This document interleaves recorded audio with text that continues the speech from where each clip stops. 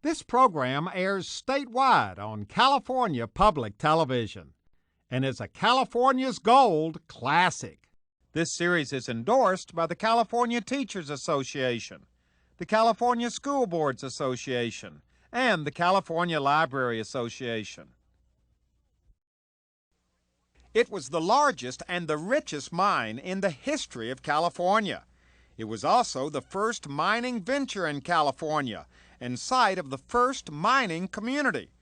The largest, the richest, the first, yet very few of us even know its name or where it's located.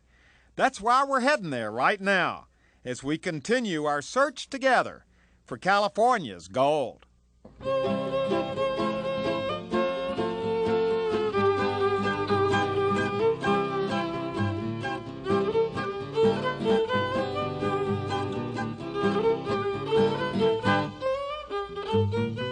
It was called the New Almaden Mine, and it was situated in the mountains of Santa Clara County, just a little south of San Jose.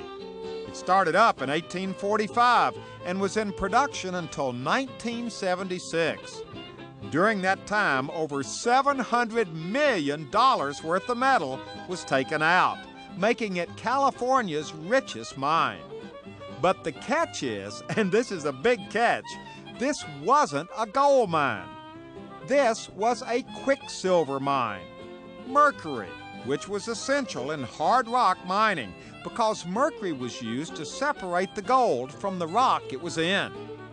The community of New Almaden is still largely intact. In fact, driving into town is like going back in time because all the old houses are on the register of National Historic Landmarks. The mine is now part of a 4,000-acre county park, which is being developed to tell the mine's rich history to future visitors. We spent the day in New Almaden and quickly discovered there's a lot of history here. Rather obscure history, but very interesting history. And to learn about that history firsthand, our first stop after meeting our welcoming delegation was the local museum. It was a mercury mine, nicknamed QuickSilver. So it's a QuickSilver mine where they found cinnabar and cook it, and you get mercury. And it was the largest mine in California, the largest mercury mine in all of North America. The largest mine in California. Correct. And it all came from this rock from right here. That cinnabar right there, correct. Now, how did they find out that cinnabar was here in New Almaden? How did that all get started? Well, the Indians were digging, in what they called caves, which we know now are tunnels, and they were using it for paint, and they were using it for paint on their faces. They were also using it as money, as transfer money, so that they could give somebody a piece of beautiful cinnabar, and then they would get feathers, and they would get pestles, and whatever they needed, beads and stuff. Well, actually, we have a whole display of it over here. This is all cinnabar, right? Yes, every piece in here has some form of the red rock. Yeah, here's this rock, and for our viewers, they should know that this is heavy. Is that because it's got mercury in it? And mercury is a metal. Mercury is liquid metal, and so that's very, very heavy. Here's a nice piece of what they call a potato. That's a potato ore, because it is so filled with cinnabar. It's a beautiful piece of potato ore. Now, how did they know? How did this whole thing get started? Well, the Indians were taking this, and they were at the Santa Clara Mission here in right outside of San Jose, Santa Clara, and they were using this for paint. They were painting the walls of the mission.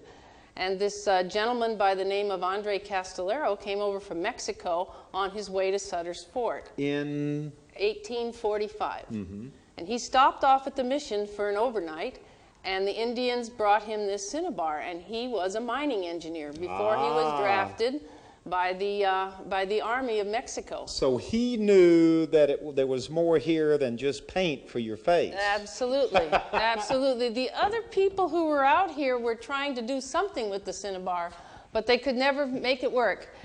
And so Andre came out with the Indians, and this is his pot he took off of a whaler's ship This was found in the creek down here, and this is how it works. He had 2 pots. The other pot is next door as a fish pond. But we built this bottom here so that you would put the ore inside the pot. Look at this. And burn and cook it? And you would cook the outside of it. You'd put the wood on the outside and cook the outside, and then you had water down below so that when you have the fumes coming off of cinnabar, you have mercury and sulfur. And the mercury fumes are condensed by the water, and then they become mercury, like the little vial of mercury. Okay, we got the little vial of mercury over here. Right here. And this was a crude way of getting the mercury out of the cinnabar by just cooking it and letting it fall down. It's called the form of a retort rather than a furnace, but it was a retort, and the wood was all around the outside, and sometimes, you know, it leaked out between the 2 pots. But yes, very crude. Before they were using shotguns, trying to see if they could do something. What? They put the ore down in a shotgun and try to create some sort of mineral out of it.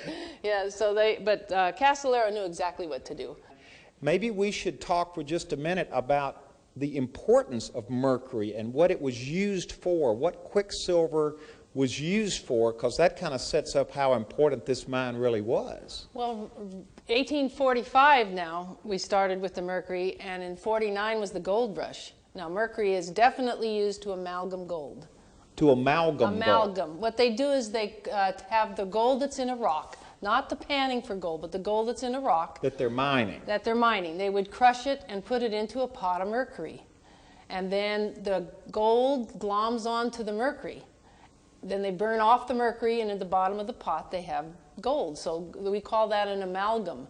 And they use that to, so our mercury went immediately then up to the gold country in California. So in other words, the timing was perfect.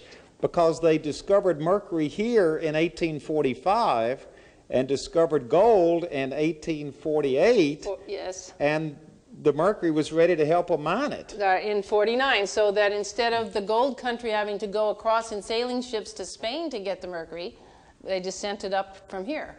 Now we've come outside the museum. We're cutting right across the street. I guess there's no traffic here. Not much traffic in New Almaden. And Kitty has turned us over to Peggy, your specialty is this little, they call it the hacienda. The hacienda section of New Almaden, right. Okay, we're ready to listen.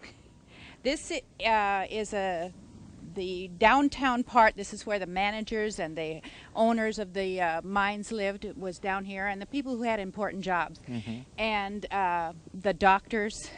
There was the Helping Hand Hall was here where they had presentations. The owners brought in entertainment, and they had libraries and schools. So this was a company town? This was a company town in about the middle of its existence. Which would have been late 1800s? 1870s and 80s and 90s, yes. Now, isn't all of this on the National Register of Historic Places? It certainly is. This whole town here is, and it's the H1 district for the Santa Clara County.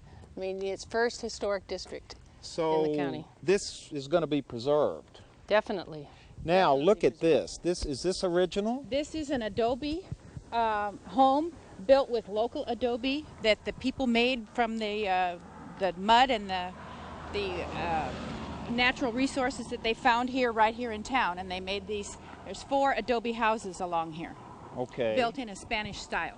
Now we're on something you wanted to tell me about. These are bricks that came around the Horn as ballast in ships, and when they would get the ship here, they would unload the brick and they would fill it back up with supplies back for the Europeans, and so they would use these bricks to pave. And these bricks, periodically you can find one that says Ireland and Scotland printed right in the bricks. So these are the original bricks. Is this is the original way the whole town was laid out? Right, and this the mine owners built this sidewalk so that the kids could walk all the way to school, and the school was down at the other end of town. Boy, look at this little house. These houses have been lovingly cared for and restored to look like they look. We have pictures of them as they looked in the older times, and the people work very hard to bring them back to the original shape. Okay, here we are. This is the Casa Grande. This was the mine manager's home. He thought he was going to build it for a hotel to have guests stay in, but he liked it so much that he moved his family in. It never did serve as a hotel. The grounds were landscaped by McLaren, the same person that did the Golden Gate Park. There are exotic trees all over the grounds. It was all set up. It had a lagoon in the back that people came to in the summertime. They came to relax on the luscious grounds and the lagoon. Now we have come to a truly historic spot, because in all the old pictures, this is where... You can look at the pictures there and see the whole setting where they brought the ore down from the hills, down on ore carts, through Deep Gulch, and into the furnaces all over those hills. So this whole area here was where the pictures are that show the reduction work. That's correct. They brought the ore from the hill, and this is where they cooked it. They cooked it here from 1845 until 1940. They cooked everything here. Now let's walk back down here, because this is, I think, one of the most interesting parts of the whole story. I asked you if mercury wasn't dangerous, you know, to work around it, to mine it. Yes. And you told me that it wasn't dangerous to mine it, to get it out of the earth. What was dangerous was to cook it. Cook it. Yes. The fumes. The fumes going from cinnabar to mercury, those fumes are dangerous. So the fumes that would have been created down here was what made people sick. That's right. So they could only work around those furnaces 1 day a month. 1 day a month, and they had to go be blacksmiths, or they had to go underground. They had to go do something else. And then another guy came to work the furnaces. And show us what happened to the fumes from the cooking cinnabar down here, well, the mercury fumes. Well, actually the mercury fumes became liquid mercury, but in those fumes were sulfur. And the sulfur went into town, made everybody in town choke and cry, so they built flues up the side of the hill, up to chimneys. There's one chimney there. There was another chimney that fell down just a few years ago. And the sulfur went up out into the atmosphere. So the sulfur fumes that made everybody sick, they funneled them up there so that the winds would carry them away from where people live. Down to L.A. Yes, right. Well, this is amazing, because the average person who would drive by here today, you'd never know any of this was here. You'd never know that it was there. We've had to do 12 years of a study to make sure that there's nothing dangerous in this park. So now we're ready. You can see the work going on. Now we're ready to put our museum here, because the State Health Services says we're not toxic, that we can just clean up the tailings and we're in business. So we hope in 2 years we'll have a museum here. Okay, we have just finished our wild truck ride up the road here. Tell us where we are right now. You're in the upper regions of what they call Spanish Town or Mexican Camp. 1845, 1847, when they brought the Mexicans up, they lived all over. This is one level of it, and they spread out and built houses all through here. St. Anthony's Catholic Church was here to our left. The cemetery was up on top, and the people built their houses everywhere in here. There was at least one grocery store. Watch these rocks. Yeah, they're these all rocks are here. outcroppings here. And beautiful poppies This blowing. is a gorgeous poppy site in the springtime. We have cactus here that they planted. And then if you can see out in the distance, the Hidalgo Cemetery. It's got 12 cypress trees all lined up where they march through the cypress trees and into the cemetery to bury their dead. It's called the Hidalgo. Old Spanish cemetery. Yeah, Hidalgo Cemetery. Now, Leonard, your relatives lived here. That's right. Tell us that story. Boy, they had a view too, didn't they? Yes. Well, they lived here for a number of years. On the Espinosa side, they lived here for 4 generations. And on the Acevedo side, they lived here for 5 generations. And at least 15 are buried in that cemetery, which you can't see any longer on top of the hill. This was a rowdy place, as you could imagine. It's old. It was very old. It was a rowdy place, and when various activities such as stagecoach robberies or something that would happen that was against the law, there's a very good chance that the robber would come up here to hide. So there are very interesting stories here. There was a lot of action in a beautiful place. Beautiful place. You know what? There's nothing left up here, though, is there? I keep thinking these rocks were piled up here for some reason. Do you think it's just a coincidence that they're all stuck back up in here? Yes, they pushed them back out of the way. In 1930, the Army Corps of Engineers felt like this place needed to have a vocational school. So they came up and tore everything down. Oh, and then gosh. The Civilian Conservation Corps came up in 31 and used barracks, and so that's why nothing exists today. Well, now they're cactus. Yeah, down here. That shows people lived here, that they planted their cactus here. So these would have been cactus planted By the families of the miners who by lived your here. relatives. Yes. Yes. They would bring their cactus or other native plants with them when they came here. And if you were to visit that cemetery on the hill, you would see plants that are non-native to this area, which they had brought with them, and they're still surviving. You know, it's funny because there is nothing out here. All the structures are gone. That's right. And yet you really do get a very strong sense of history here. That's right. Yeah, there's a strong sense of history. If we were to walk on this road for a while and look down, and which I've done, you would see the nails from the horses' shoes that have fallen out. Yeah. So there's just a lot of history here. Every place there's history. All right, now we've come just about, what, a half a mile from Spanish Town where we were. Uh-huh. And we stopped on our ever continuing journey because we found something that's still here in a pretty bad form, but it's still here. What was this? This was the school, the English Town School, grades 1 to 8. It was its own school district. It had like 250 kids and about 5 teachers.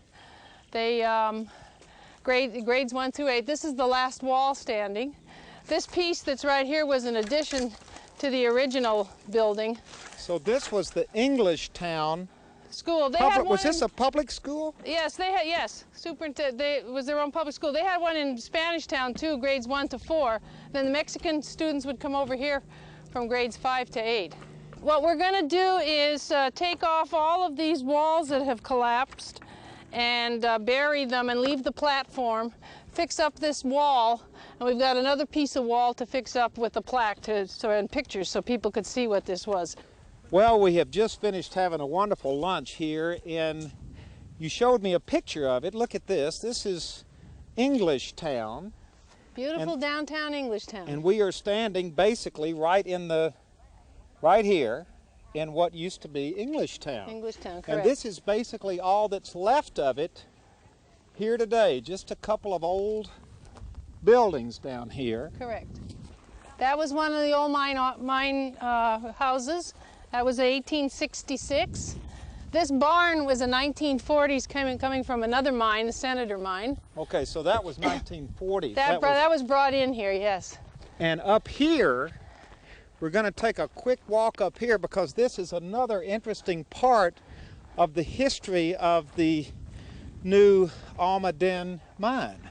Yes, this is the monument to the Civilian Conservation Corps of 1932 through 1941. So the CCC was here for almost a decade. Yes.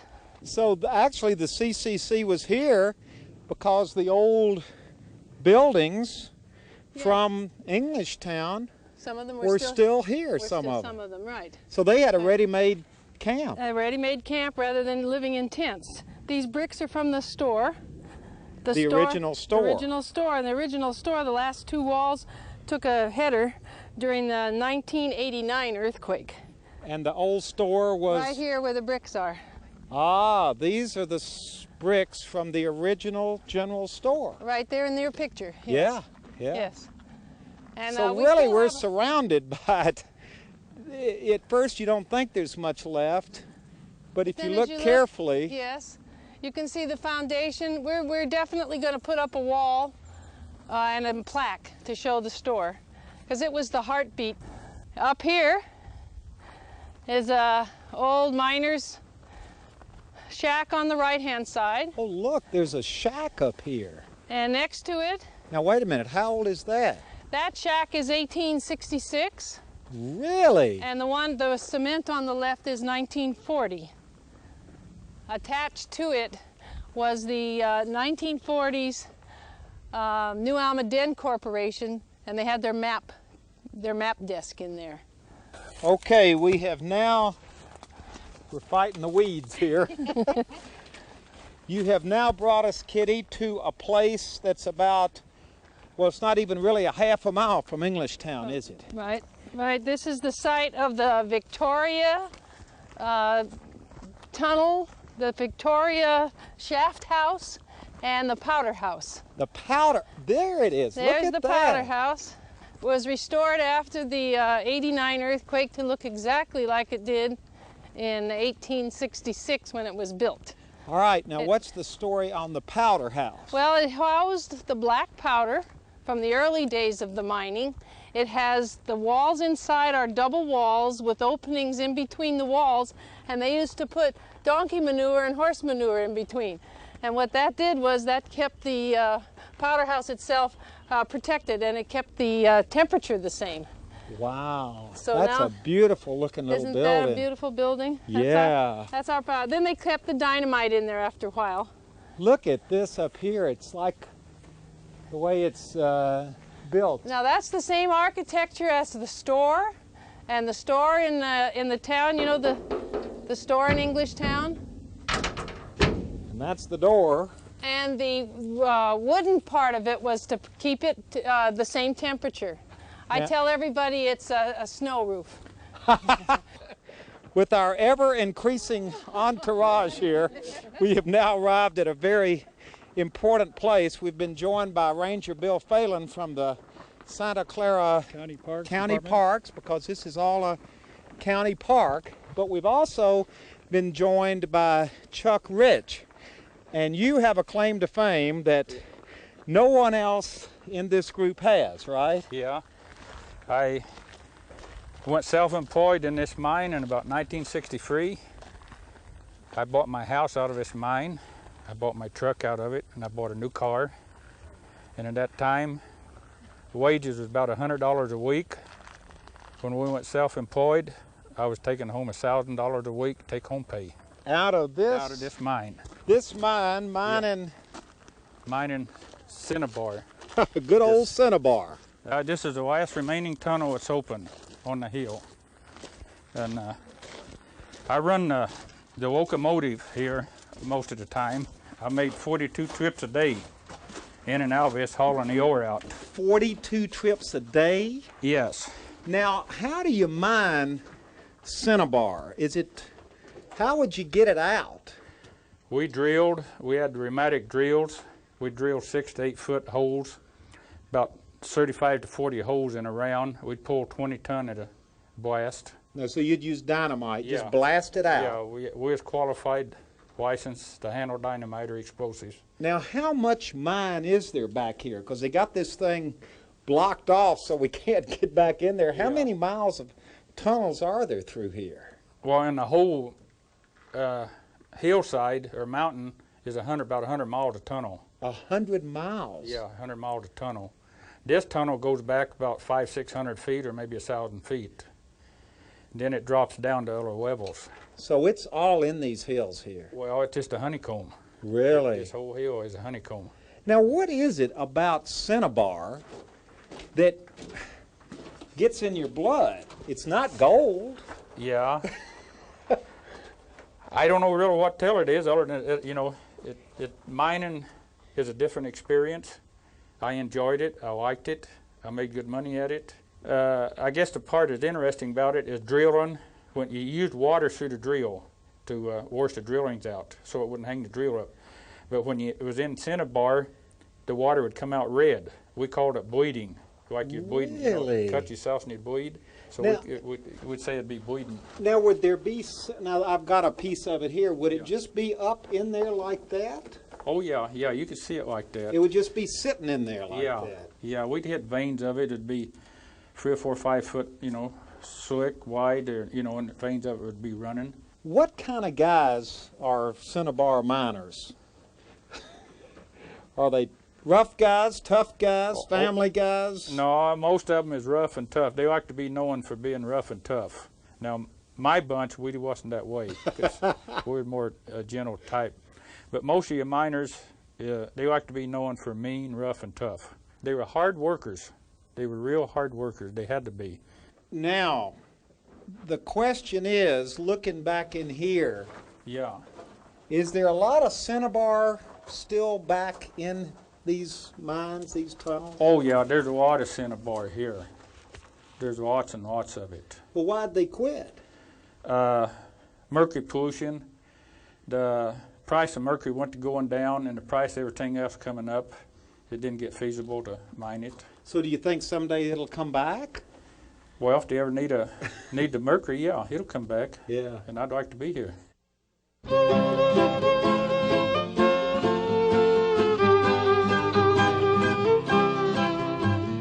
You know, it has to be one of the most obscure, but important and fascinating chapters in our state's mining history. The New Almaden QuickSilver Mine. The first, the largest, the richest mine ever in California.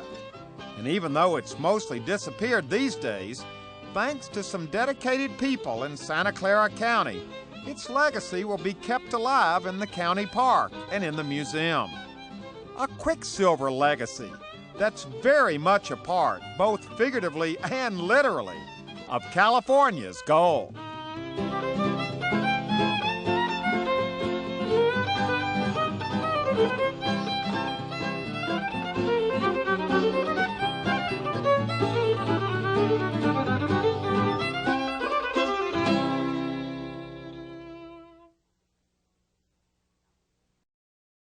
Well, hello everybody, I'm Huell Hauser, and I sure hope you enjoyed this adventure.